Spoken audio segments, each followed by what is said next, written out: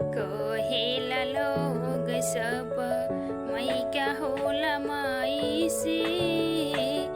कहेला लोग सब मैका होला बाबू माई से। काहे लोगवा भूली जाला कदर भाई भौजाई के।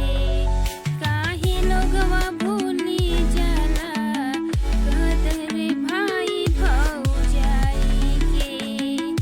कहेला लोग सब मैका होला माई से। मैका होला माई से। काहे लोगवा भूली जाला कदर भाई भौजाई के। काहे लोगवा भूली जाला कदर भाई भौजाई के। भाई भौजाई के। तो हेलो दोस्तों, नमस्ते। राधे राधे। कैसे आप सब? आशा करते हैं अच्छे होंगे, स्वस्थ होंगे, मस्त होंगे। तो एक हमने आप सभी को एक गाना हमने सुनाई थी, तो आप सब ने उसको बहुत पसंद किया है और अपना प्यार भी दिखाया है उस गाने पे। तो प्लीज़ अपना प्यार थोड़ा और बढ़ा दीजिए। और उसी से रिलेटेड उसी भाव में आज हमने एक और गाना लेकर आई हूँ। उससे भी आशा करती हूँ आप सभी को बहुत पसंद आएगी। तो प्लीज़ लाइक शेयर ज़रूर कीजिए। और अगर ये गीत आप सभी को दिल को छू जाए तो प्लीज़ सब्सक्राइब ज़रूर कीजिए हमारे चैनल को।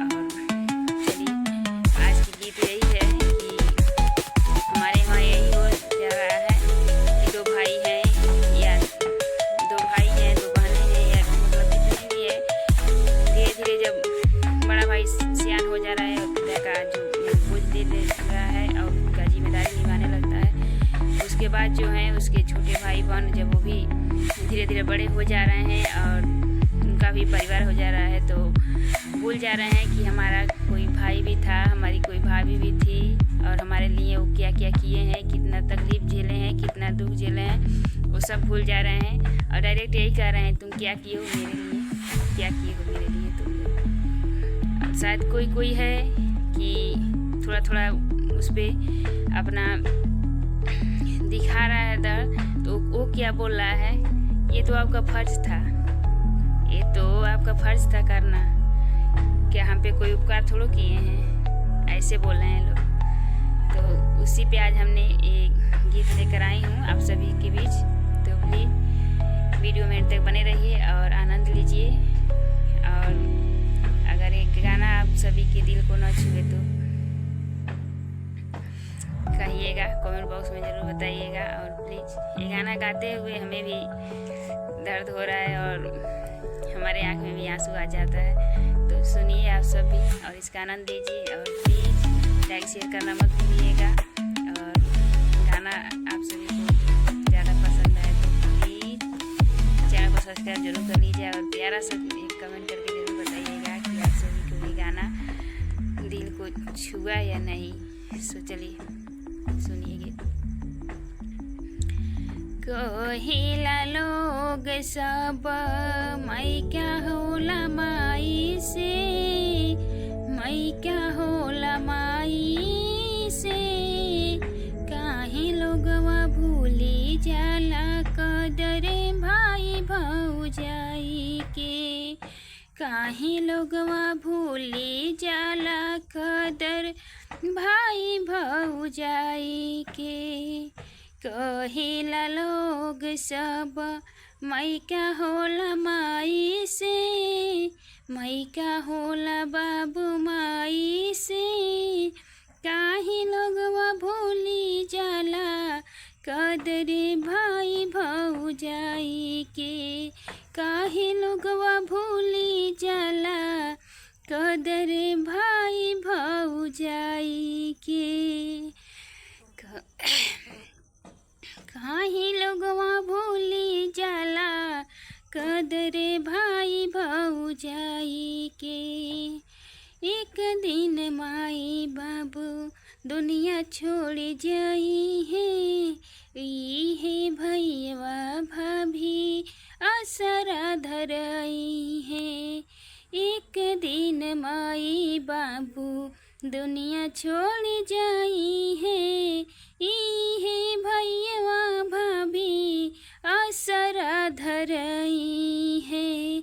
बानी हम निभाई भी फर्जा, बानी हम निभाई भी फर्जा बाप औरी माई के। बानी हम निभाई भी फर्जा बाप औरी माई के। काहे लोगवा भूली जाला कदर भौजाई के। काहे लोगवा भूली जाला कदरे भाई भौजाई के।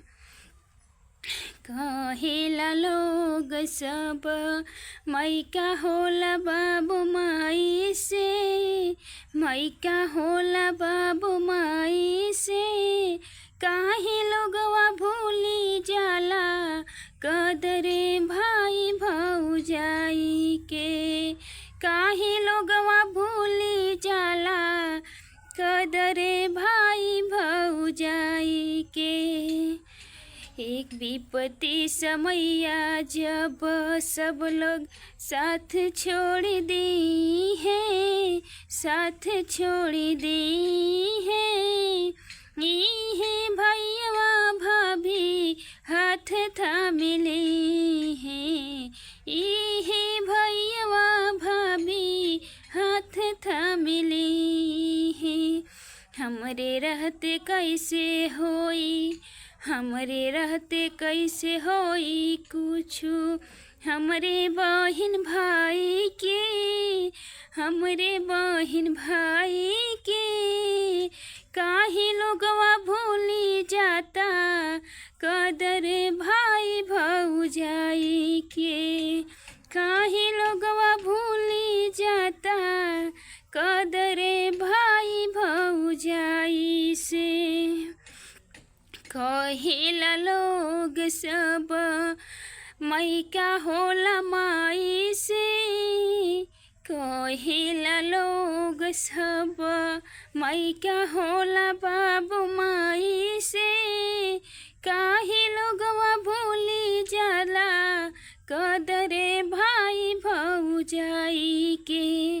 काहे लोगवा भूली जाला कदरे भाई भौजाई के। एक दिन सब लोग जब तोहे अंगुली उठाई है, तोह पे अंगुली उठाई है। मारी दहाड़ भैया खड़ा हो जाई है। मारी दहाड़ भैया खड़ा हो जाई है।